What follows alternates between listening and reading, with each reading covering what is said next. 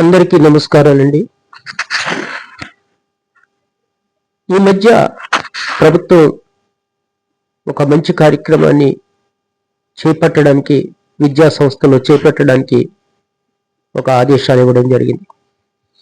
అదే చక్కెర బోర్డులు, షుగర్ బోర్డ్స్. చక్కెర బోర్డులు ఎందుకు పాఠశాలలో ఏర్పాటు చేయడం ఎందుకు అవసరం? ఇది చాలా ముఖ్యమైనటువంటి మంచి కార్యక్రమం. జాతీయ బాలల హక్కుల పరిరక్షణ కమిషన్, NCPCR అనేటువంటి సంస్థ, national commission for protection of child rights, అన్ని పాఠశాలలో చక్కెర బోర్డ్స్ను ప్రవేశపెట్టాలని ఒత్తిడి చేసింది. CBSE దాని యొక్క అనుబంధ సంస్థలు ఉన్నటువంటి పాఠశాలలో కూడా ఈ సంవత్సరం మార్చిలో ఈ యొక్క చక్కెర బోర్డుల గురించి చెప్పడం జరిగింది.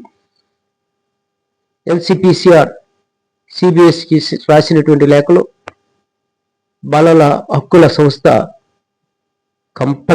తప్పనిసరిగా ఈ విషయాన్ని ప్రతి పాఠశాలలోని చేయాలని వివరించడం జరిగింది. గత దశాబ్దంలో పిల్లల్లో టైప్ 2 డయాబెటీస్ గణనీయంగా పెరిగింది. టైప్ 2 డయాబెటీస్ ఇది చాలా చెప్పుకుంటేనే భయం వేస్తుంది. పిల్లల్లో టైప్ 2 డయాబెటీస్ గణనీయంగా పెరుగుతుంది.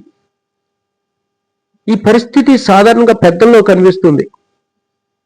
టైప్ 2 డయాబెటీస్ అనేటువంటిది పెద్దల్లో కనిపిస్తుంది, కానీ ఇది చాలా ఆందోళనకరమైనటువంటి ధోరణికి ప్రధానమైనటువంటి కారణం అధిక చక్కెర తీసుకోవడం. ముఖ్యంగా పాఠశాల పరిసరాల్లో, పాఠశాలకి దగ్గరలో చక్కెర యొక్క స్నాక్స్, చక్కెరతో కూడుకున్న డ్రింక్స్, పానీయాలు, జ్యూసులు కానీ, అలాగే ప్రాసెస్ చేసినటువంటి ఆహారాలు, కొన్ని స్వీట్స్, ఇవి సులభంగా పిల్లలకు అందుబాటులో ఉండడం. దీనివల్ల విద్యార్థుల్లో కొంతమందిలో ఈ లక్షణాలు కనిపిస్తున్నాయని ఈ యొక్క NCPCR CBSEకి రాసినటువంటి లేఖలో వివరించడం జరిగింది. భారతదేశం నుండి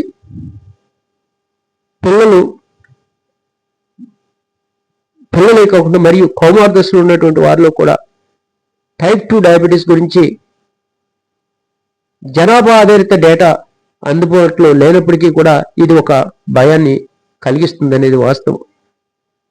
ఈ సమూహంలో 1,00,000 జనాభాకు 397 మంది టైప్ 2 డయాబెటీస్ ఉన్నట్లు అంచనా వేయడం జరిగింది. చైనా తర్వాత 1,00,000 మందికి 734 కేసులు నమోదవుతున్నాయంటే మనందరూ కూడా ఒక్కసారి ఆలోచించాలి. డాక్టర్ దివ్యా గుప్తా మాట్లాడుతూ, ఈమె NCPCR సభ్యురాలు, ఈమె విషయాన్ని చెప్పడం జరిగింది, పత్రికల్లో కూడా రావడం జరిగింది. 4 నుండి ఈమె NCPCR సభ్యురాలు 4 నుండి 10 సంవత్సరాల వయసు గల పిల్లలకు రోజువారీ క్యాలరీలను తీసుకోవడంలో చక్కెర 13% ఉంటుందంట. మరియు 11 నుండి 18 సంవత్సరాల వయసు ఉన్నటువంటి వారిలో 15% ఉందనేటువంటి అధ్యయనాలు సూచిస్తున్నాయనేటువంటిది మనం తెలుసుకోవాలి. ఇది సిఫారసు చేయబడిన 5% పరిమితిని గణనీయంగా మించిపోయింది. దీనివల్ల పిల్లల్లో టైప్ 2 ఈ డయాబెటీస్ అనేటువంటిది కనిపించడం ఆందోళనకరమైనటువంటి విషయమే. సాధ్యం అవుతుందా లేదా అంటే పిల్లల్లో మోటివేషన్ తీసుకురావడం, విద్యార్థుల యొక్క తల్లిదండ్రులు అవగాహన కల్పించుకోవడం, ప్రతి పాఠశాలలోనూ షుగర్ బోర్డులు ఏర్పాటు చేసి దాని మీద హెల్త్ క్యాంపులు పెట్టి విద్యార్థులకు ఈ విషయంపై అవగాహన కల్పించే కార్యక్రమం చేపట్టడం చాలా మంచిది.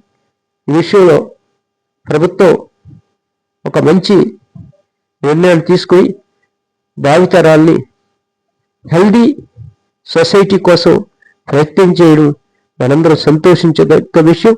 దీన్ని అందరూ ఉపాధ్యాయులు కూడా దీన్ని ముందుకు తీసుకెళ్లి ప్రోత్సహించి పిల్లల ఆరోగ్యాన్ని కాపాడి వారిలో ఈ యొక్క షుగర్ వాడకాన్ని పూర్తిగా తగ్గించి మంచి ఆరోగ్యవంతులుగా భవిష్యత్తులో వారు బాగా హెల్తీగా ఉండేటట్లు మనం ప్రయత్నం చేద్దాం.